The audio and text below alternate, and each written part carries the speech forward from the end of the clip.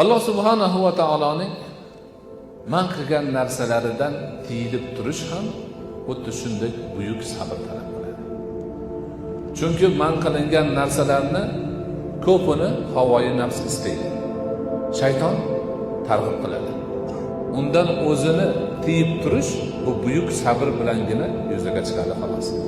Shahvat, mol dunyoni muhabbati, shuhratni muhabbati, mansabni muhabbati, boshqa ko'pgina narsalar borki, inson sabr qilsagina ana shunga harom bo'lganligi uchun qo'l urmaydi.